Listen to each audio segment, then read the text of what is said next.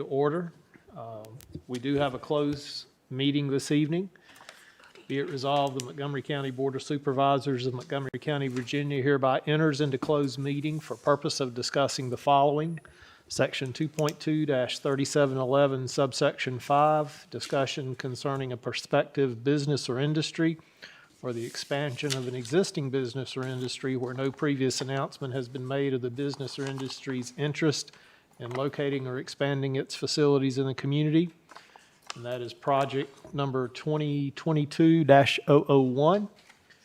Also, 2.2-3711, subsection 1, discussion, consideration, or interviews of prospective candidates for employment, assignment, appointment, promotion, performance, demotion, salaries, discipline, or resignation of specific officers, appointees, or employees of any public body. The first item under that section is Board of Zoning Appeals, and the second item is Western Virginia Emergency Medical Services Councils, Inc. Is there a motion to go into closed meeting? Motion. Second. Thank you. Thank you, Mr. King. Thank you for seconding, Mr. Shepherd. All right. Madam Clerk, would you call the roll, please? Ms. Blevins? Aye. Mr. King? Aye. Ms. Biggs? Aye. Ms. Motts? Aye. Ms. Bone? Aye. Mr. Shepherd? Aye. Mr. Richardkowski? Aye. 7 ayes. We are in closed session. That's what Sherry said. And if we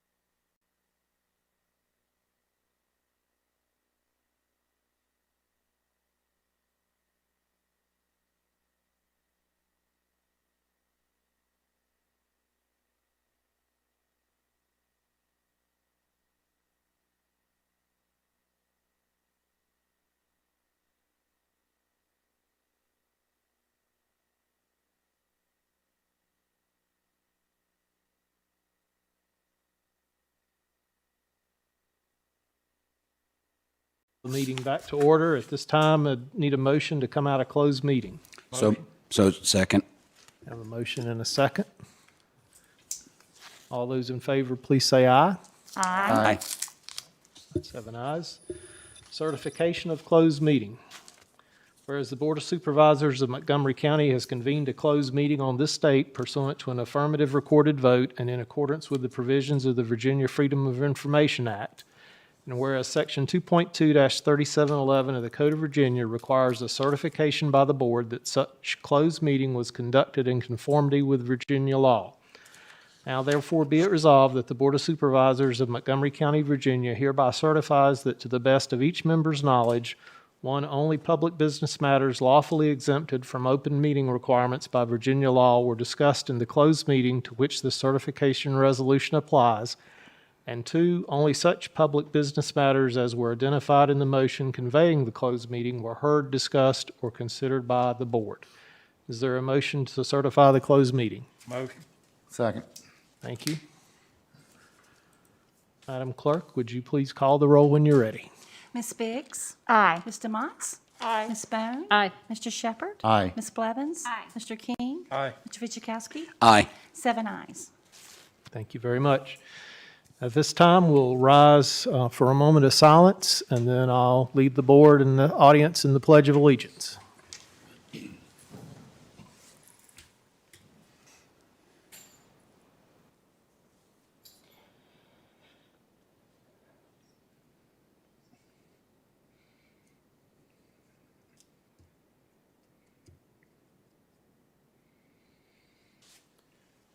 Let us pledge, please. Pledge allegiance to the flag of the United States of America and to the republic for which it stands, one nation, under God, indivisible, with liberty and justice for all. Thank you very much.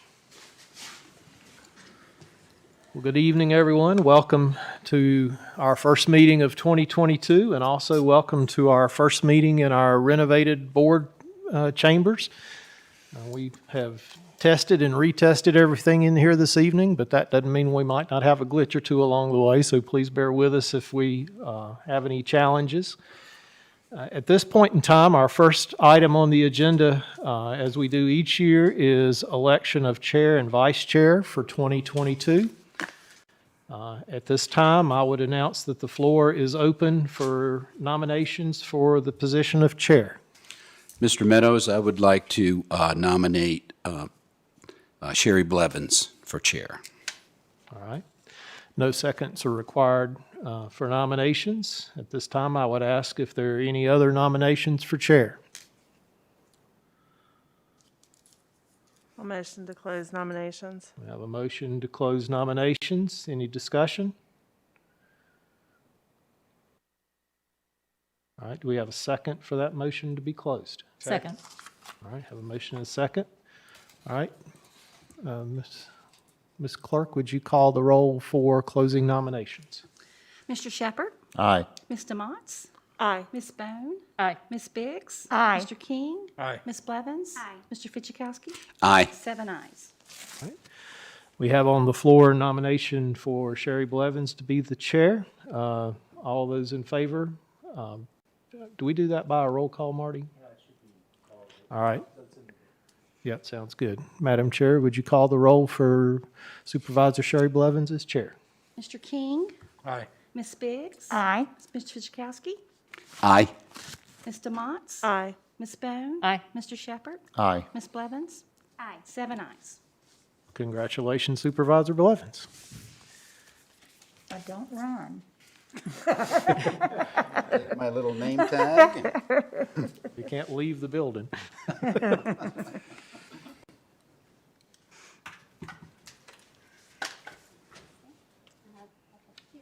My chair is all the way up, too.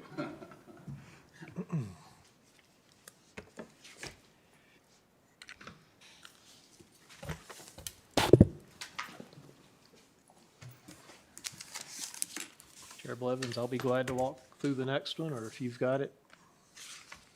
Well, first of all, thank you all. I've got it. All right, next thing on the agenda is election for vice chair for 2022. I have the floor open for nominations. I'd like to make a nomination, Miss Mary Biggs, to be the next vice chair, so that we have 2 women leaders for our Board of Supervisors, a historic event.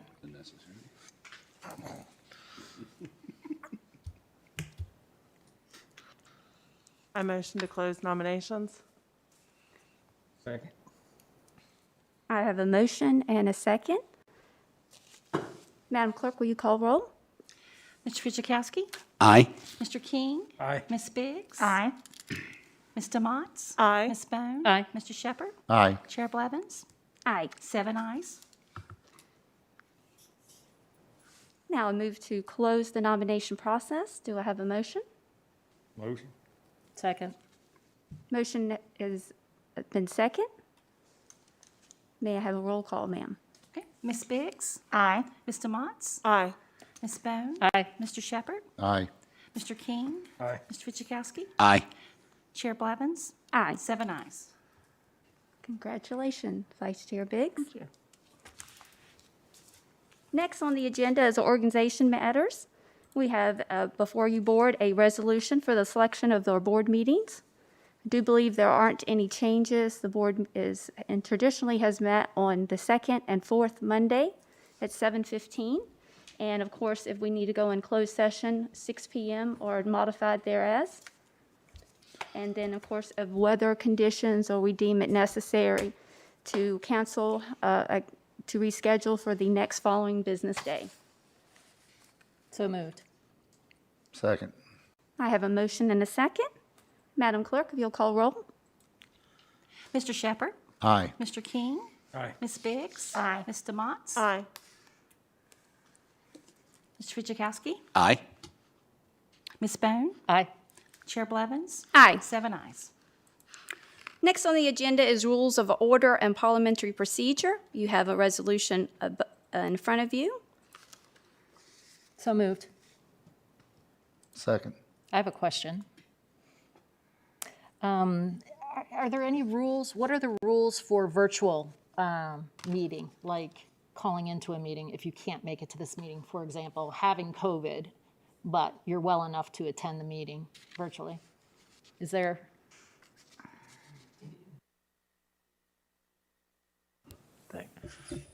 Currently, there's a state law that allows, if you do have some type of health issue, to call in, and you have to notify the board chair before that, and then the board has to, who's present there, has to vote to allow you to participate. We've done that numerous times. But it's only for health reasons? It can't be? It's health reasons, and then there's, I think you can do it a minimum amount of times for other than health reasons. Thank you. That's all I had to ask. Any further discussion? Madam Clerk, may I have a call? Mr. King? Aye. Ms. Biggs? Aye. Mr. Motts? Aye. Mr. Fitchukowski? Aye. Ms. Bone? Aye. Mr. Shepherd? Aye. Chair Blevins? Aye. 7 ayes. Subsection C, the next item, Code of Ethics and Standards of Conduct. Board, you have the resolution there in front of you. So moved. Second. Have a motion and second. Any discussion? Madam Clerk, if you'll call roll. Ms. Biggs? Aye. Mr. Motts? Aye. Mr. Fitchukowski? Aye. Ms. Bone? Aye. Mr. Shepherd? Aye. Mr. King? Aye. Chair Blevins? Aye. 7 ayes.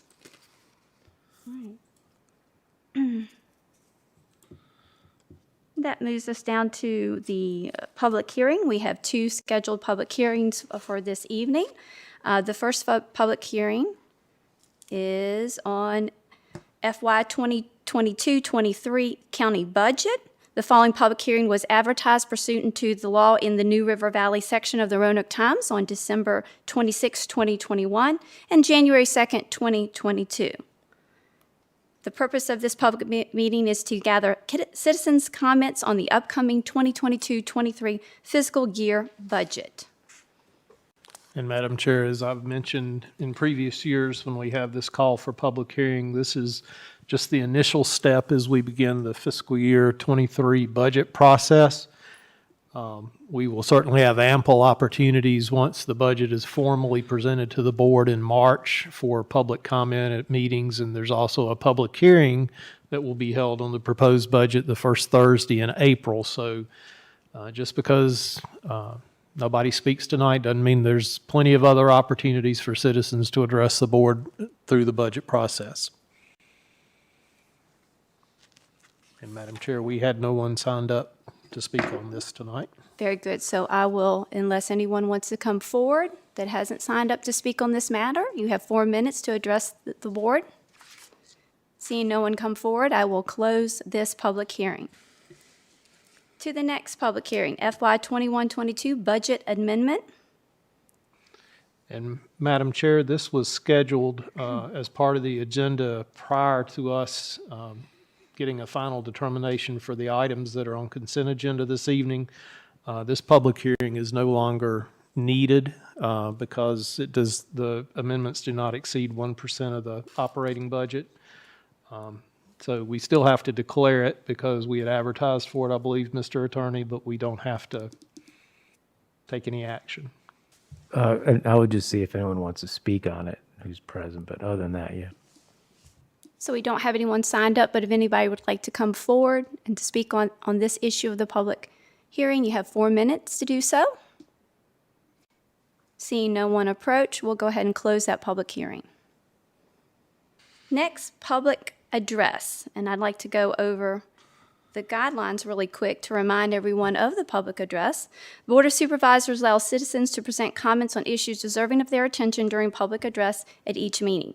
If you wish to speak, please observe the policies. There's a sign-up sheet that will be available outside the meeting. Speakers are requested to provide their name, address, and phone number and list the subject matter on the sign-up sheet. Following the names on the sign-up sheet, other speakers are allowed to speak. Each speaker has 4 minutes, whether speaking as an individual or a representative. All comments must be directed to the chair and to the other supervisors from the speaker's lectern at the front of the room. Please begin by stating your name and address. Debate between speakers and members of the audience is not allowed. Speakers may leave any written statements or comments to supervisors with the board clerk. Speakers will be judged out of order. Should you speak and engage in any personal attacks, use profanity or abusive language, or debate others within the audience and not address the supervisors. I don't have anyone signed up tonight?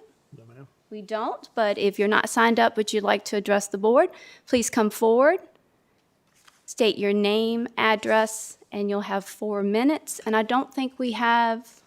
No, that was Timer. one thing I was going to mention before you start.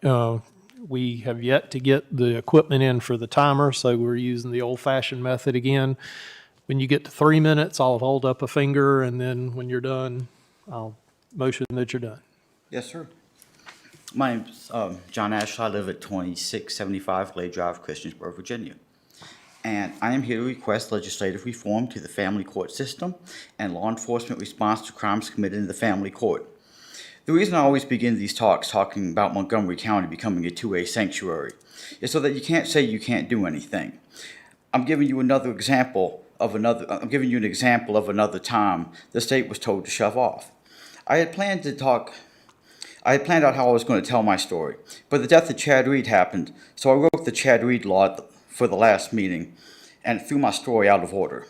So if we can go back to November 22nd, I was talking about the Sheriff's Department's policy not to investigate an abduction if perjury was committed in the commission of the abduction, one felony canceling out the other. The sheriff was in attendance and heard what I had to say. He had a chance to correct the record, but he did not take the opportunity. Maybe everything I said was accurate. I would like to tell you what happens when you repeat this policy. A guardian ad litem is a lawyer assigned to be a neutral party only concerned about the child's best interest. My child's custodians had told me, since the court order told me my visitation started at 10 on Saturday, but I worked until 2, I couldn't have it. Since the custodians had questioned my mental health to the guardian ad litem, so I called him because this is how they treat me. I told him, hey man, they stole my kid, tell me to move here. They do this with no repercussion. How would you feel if your kids were kidnapped, but the kidnappers changed their mind? The guardian ad litem goes to the sheriff's department and says I'm threatening his child. They tell him They tell him I didn't. It would have to be something specific, like Tuesday at 2 o'clock at the park. But they still bring the lawyer to my house, let themselves in, and interrogate me. Everyone gets to hear my side of the story. Another chance for the sheriff's department to be crime fighters, but they chose not to.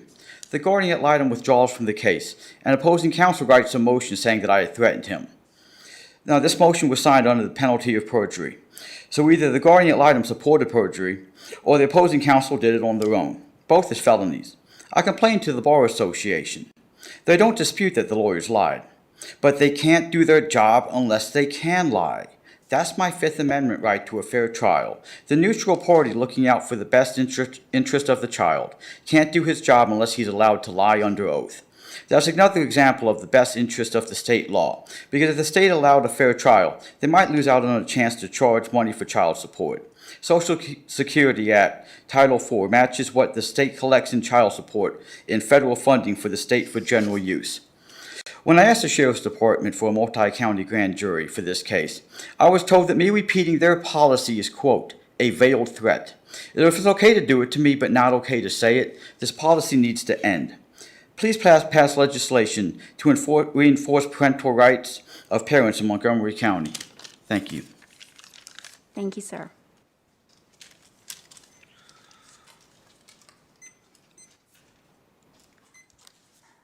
Anyone else for a public address? Not seeing anyone come forward, we will close public address. Mr. Meadows, do we have an addendum tonight? We have no addendum, Madam Chair. No addendum. Moving on to items of consent, do I have a motion? So moved. Second. I have a motion and a second. Madam Clerk, if you'll call roll. Mr. Motts? Aye. Mr. Wojciechowski? Aye. Ms. Bone?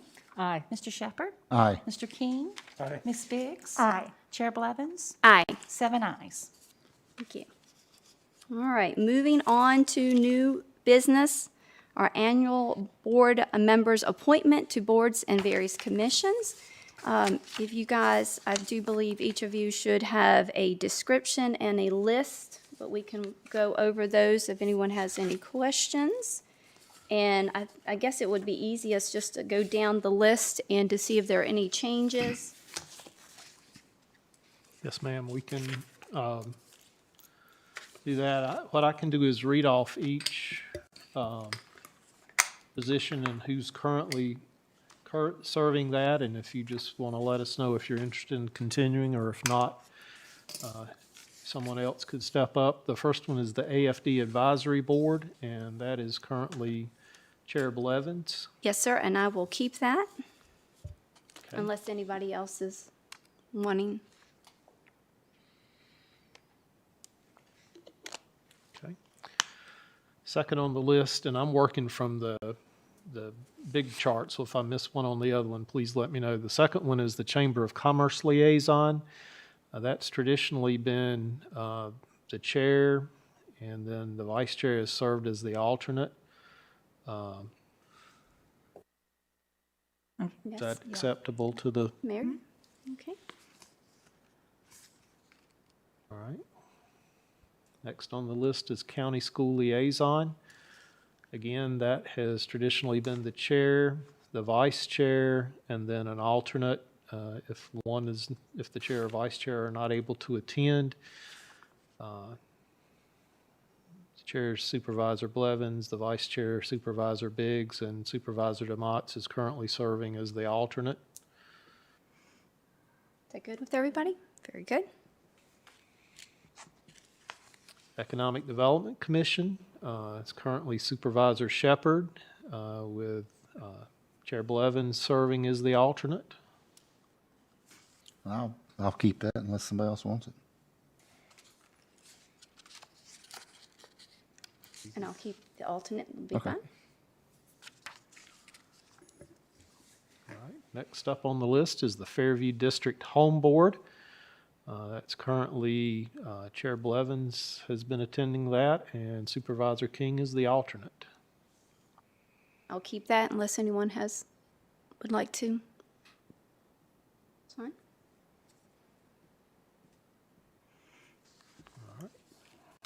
Legislative Liaison has currently is Vice Chair Biggs, and Supervisor DeMott serving as the alternate. Good with everybody? Very good. Y'all are making this easy. All right. Library Board Liaison. Chair Blevins currently serves in that role as the liaison, and Supervisor DeMott serves as the alternate. I'll keep that. That's good with me. Very good. All right. The New River Valley MPO. Currently Supervisor Bone is the board member. Chair Blevins is the alternate, and I serve also as the county administrator. We'll keep that. All right. Montgomery County Improvement Council. Supervisor DeMott is the representative, and Supervisor Bone is the alternate. I think that's called, did we change the name of that? Was that the same? Did we change it? Yes, we did. Montgomery County Sustainability Council. Yes, we changed improvement to sustainability. Is that fine? Good, very good. Thank you. All right, Parks and Recreation Commission currently is Supervisor DeMott as the representative and Supervisor Fidzikowski as the alternate. See, very good. All right. Planning Commission Liaison is currently Supervisor Bone, and Supervisor King is the alternate. Good, very good. Man, y'all are zipping right through this one. Road Viewers Board, that's currently all the board members. One of these days when we can all get in a van and ride around together again, we'll do that. School Liaison for Montgomery County Public Schools is Supervisor Bone, and last year the group agreed that all the board members would serve as alternates if needed. Very good, thank you. All right. Transportation Safety Commission, Supervisor Fidzikowski is the representative on that group. Very good. And last but not least on the list, Virginia Tech Liaison. I'm currently serving in that role, and very excited for Emily Gibson. Emily has unfortunately left us as an employee, but it's going to be the Director of Government Relations for the NRV, so I'll still get to catch up with Emily quite a bit in that role if the board wants me to continue with that. Yes, sir. And I believe That is our list. that covers the list. Do we have a motion? I'm sorry. Go right in. I'm sorry. Do we have a motion? So moved. Second. We have a motion and a second. Madam Clerk, if you'll call roll. Mr. Fidzikowski? Aye. Ms. Bone? Aye. Mr. Shepherd? Aye. Mr. King? Aye. Ms. Biggs? Aye. Mr. Motts? Aye. Chair Blevins? Aye. 7 ayes. Very good. Now we move on to the exciting part of the night where we hear from County Attorney. Thank you, Madam Chair. Just a quick update. This Wednesday, staff, along with the registrars, are going to start the process of redistricting. So we'll get an idea. If you're not aware, the Virginia Supreme Court has submitted proposed House of Representative districts, House of Delegates, and Senate at the state level. And then, so we'll be taking that information. And one of the big things we'll be doing is making sure we don't have any split precincts. They're no longer allowed under Virginia law. I think the new plans have gotten rid of a lot of splits within the counties and cities and towns, but they're not all eliminated. And so once we get those maps lined up with our precincts, we'll see what we got to change. Hopefully not too much. We'll also have to reapportion your districts to make sure the numbers balance as required by the Constitution. It's not an exact balance, but within a certain minimal difference. And then the third thing we'll be doing is looking at precincts themselves as to size. Once they get to 4,000, you're required to make arrangements to either create new precincts or change them so those precincts don't have too many people to vote. Once you get to 5,000, they can't be any greater than 5, but once you get to 4, you have to plan to make changes. So we'll look at those, see if we're there at any of those precincts. Once we get all that information together, we'll then most likely schedule like a public hearing, not a public hearing, but a work session with you guys. I'll also let you know where everything's going, how it's looking, keep you updated. Then we'll have a public process with the work session, and then once the board elects on which way to go to do what we have to do to be in compliance, we'll have to adopt and do a public hearing on an ordinance and adopt an ordinance. And then those districts will be, once you approve them, they'll be immediately in play. But it doesn't affect any of your current terms. Everyone who's elected, both school board and board of supervisors, continue until your terms are over. And so you may have a little bit different district, but you're still a board member. If you have any questions, let me know or send me a note, or I'll keep you up to date. Very good. County Administrator report. Thank you, Madam Chair. First off, congratulations to you and Supervisor Biggs as Vice Chair again. Look forward to working with both of you this coming year. We're ramping up 2022. We have a number of meetings this week. Our weekly health task force call is tomorrow. As you're aware, the Supreme Court heard arguments on the vaccine mandate on Friday, and we're currently awaiting direction from them as to next steps as to whether that's going to be upheld or not. We are prepared to move forward if it is upheld, and we will address the situation if it's not. So we're waiting for a final word on that. Also, tomorrow If I can interrupt just a little bit, just keep in mind what the Supreme Court's looking at is whether to grant or to uphold the stay. So this is like the preliminary first legal, I guess, run, and then it could eventually come back to them, which it most likely would. So the Supreme Court could say, yeah, we'll uphold the stay, and then it'll work through, and then they could come back to them at that point or not. Thank you. Or they could say, no, we're not going to let the stay, and then we'd have to Effect. go ahead and move forward. So that's really what they're being asked to do or to look at, is whether the stay will be upheld or not. Thank you, Marty. So we're awaiting guidance on that. Also, this week, we have a meeting tomorrow. We're working with the PSA on the well systems. We have a planning grant meeting with VDH tomorrow afternoon, staff at 1 o'clock, to talk about next steps with that planning grant. So appreciate all the support that the state has given us on that. We also have a meeting on Thursday to begin what's called contract negotiations for the broadband grant. We'll be talking to Department of Housing and Community Development on the next steps with that project. We're very excited about that.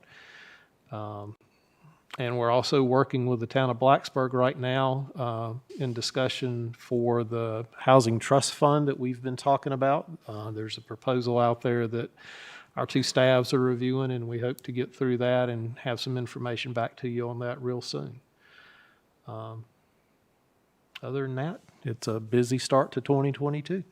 Craig, would any of those meetings, would you be getting the information as to when they actually are going to get started, whether it's AEP or Gigabeam? That's probably my number one question I It get is, from and citizens. the short answer right now is no. There's not a timetable just yet on construction. But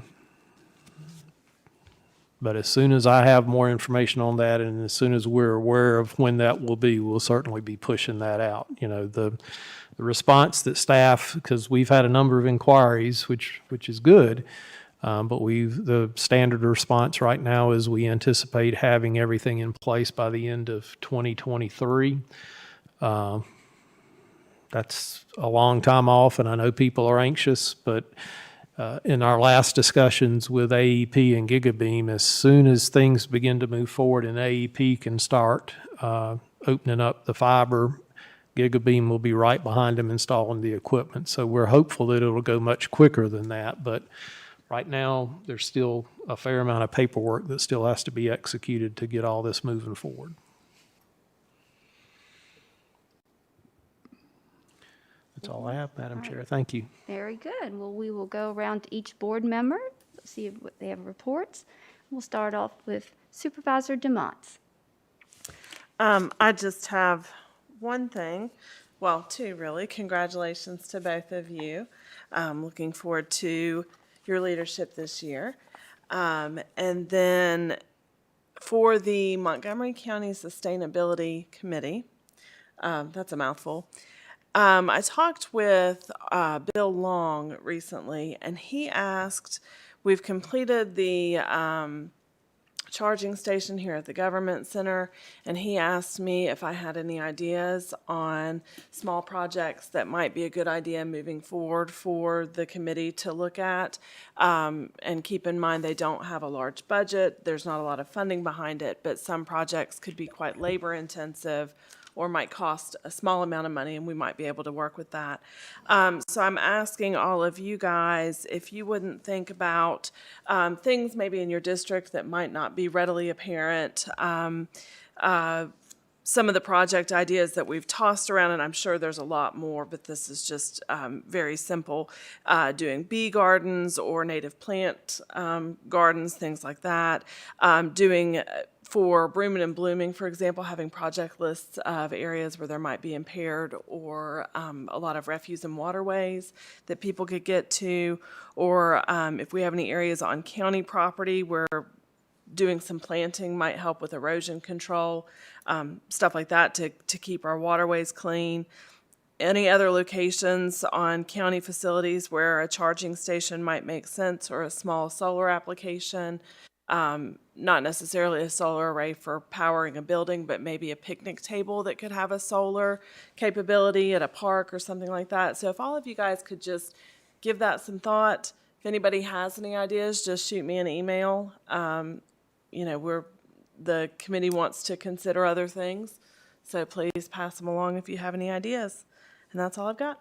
Very good, thank you. Supervisor Bond. Just a couple of things. I want to congratulate Bree to be an interim planning director. Let's see if I can actually find my notes. Thank you, Supervisor Vaughn. I meant to mention that too, and thank you. And I want to thank Emily Gibson for doing such a great job over the last several years. She's been a phenomenal, she's got big shoes to fill, but Bree's all ready, and I'm sure she's going to do a great job.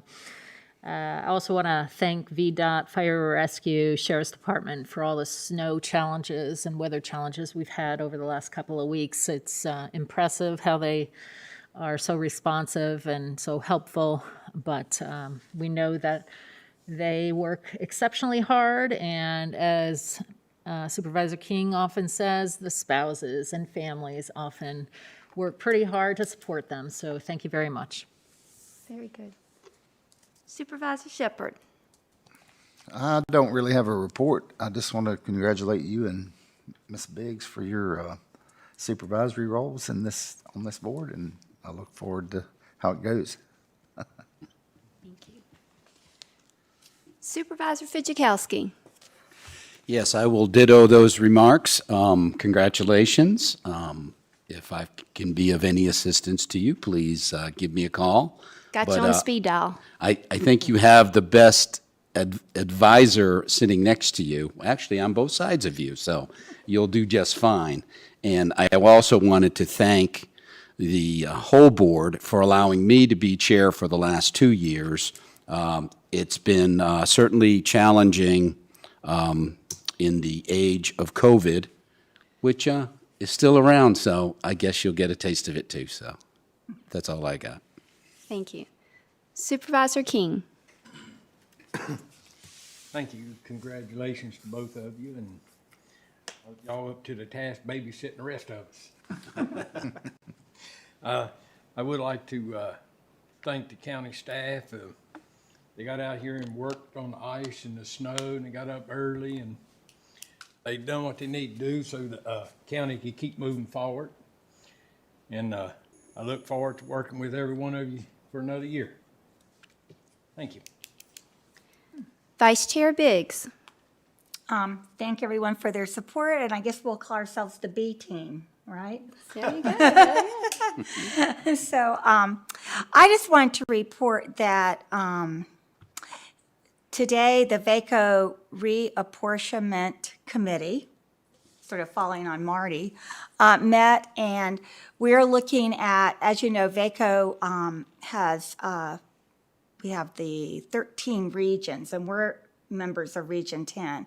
And because the census has changed numbers, we're looking across the state to see if we need to make any changes in the regions that VACO has.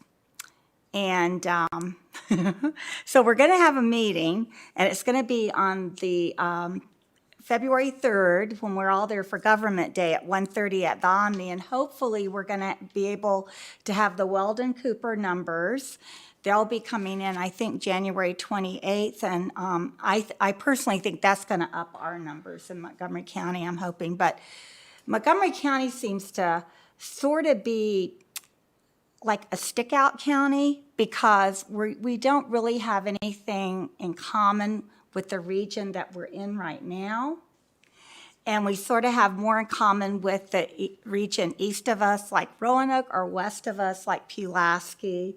And so I don't know where we're going to end up. But anyway, if you have any thoughts on that, I know Craig sent thoughts into VACO, but if you have any thoughts, let me know.